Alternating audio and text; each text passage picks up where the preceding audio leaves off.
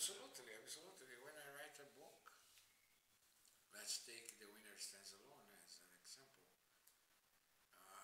It is based on observation.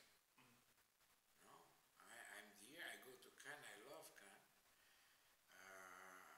I meet a lot of interesting people there.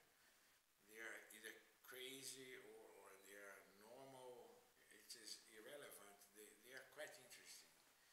And, and then you start talking to them and observe.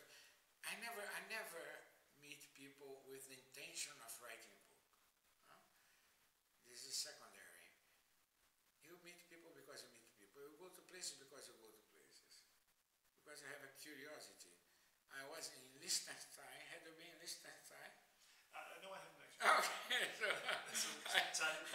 I was in Liechtenstein recently, just out of curiosity. And when I was in Liechtenstein, they said, we're going to write a book about Liechtenstein. I said, no, no, no, no, no. And from time to time I meet someone, you have to tell, you have to write my story. This is really something, as the French say, pénible. Huh? Because everybody has a story to tell. Great, but this is, I have also my stories to tell. So I meet people, I go, and I never thought about writing on Cannes.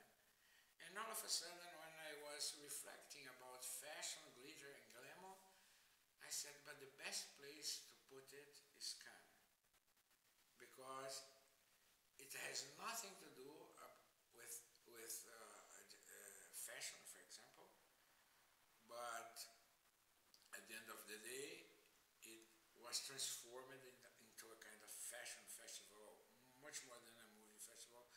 So I ended up by using Cannes as the background of another subject that I want to discuss, that it was celebrity, fame, the superclass, and things like this. Yes.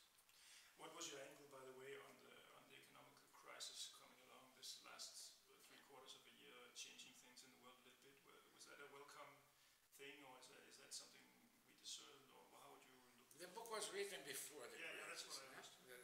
The Winner Stands Alone was written before the crisis. And I have two thoughts in my mind. Either they are going to end this crisis very quickly and nobody's going to learn any lesson out of it because you forget, no, it was just a period. And of course this will be an artificial ending because the crisis is serious, the crisis is there. Probably we overcame the financial crisis, but we have an economic crisis. We are going to see a lot of unemployment and things like this, and people really suffering. Huh? And so I think that if people face this crisis not as something that it is just an episode, but as a possibility of rethink many values that we have in our lives, then I think that it's very positive for the world, not for people who are going to lose their job, etc. But that will be very positive.